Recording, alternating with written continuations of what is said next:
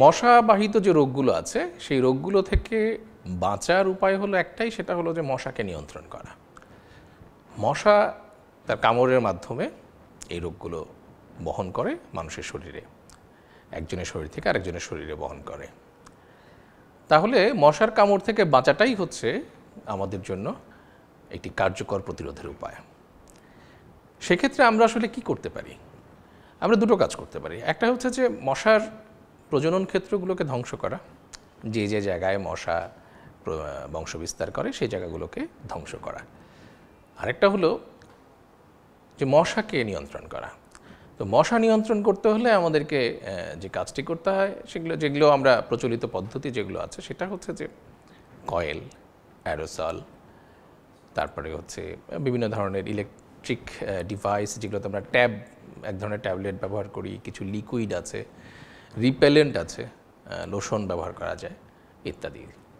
এর মধ্যে কয়েল এবং অ্যারোসল এটা সবচেয়ে বেশি ব্যবহৃত হয় বা বেশি জনপ্রিয়, এবং মশা কামড় থেকে বাঁচার জন্য এগুলো খুব কার্যকর বটে।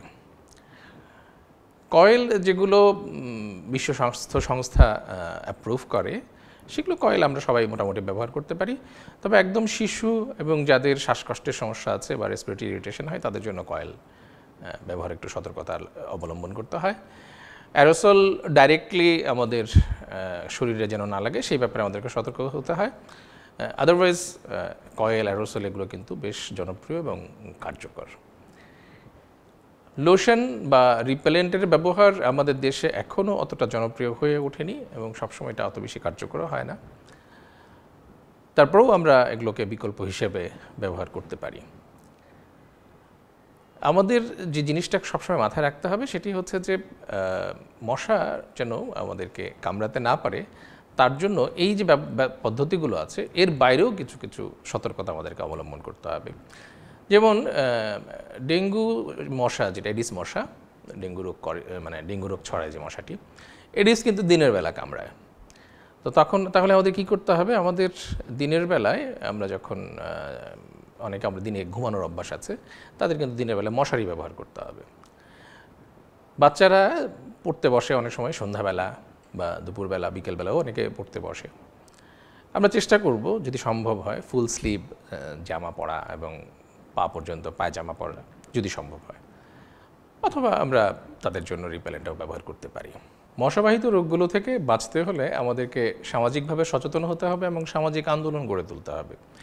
আমাদেরকে সবাইকে বারবার বলতে হবে যেন আমরা আমাদের যে ঘরের মধ্যে আটকে থাকা পানি, ফ্রিজের পানি, এসির যে পানিগুলো, টবের মধ্যে যদি পানি থাকে, কমোডে যদি পানি থাকে, আমরা এই পানিগুলোকে প্রতিদিন অপসারণ করব বা পরিষ্কার রাখব। কনস্ট্রাকশনের যে জায়গাগুলি আছে, যেখানে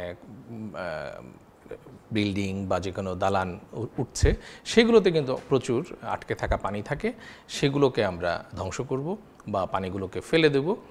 আশেপাশে বাটি, টায়ার এবং এই জাতীয় যে জিনিসগুলো আছে সেখানেও কিন্তু পানি জমে এবং সেখানেও এডিস মশা বংশ বিস্তার করে, সেগুলোকেও আমরা ধ্বংস করব বা সেগুলোতে যেন পানি আটকে না থাকে সেই ব্যাপারে আমরা সচেতন থাকব।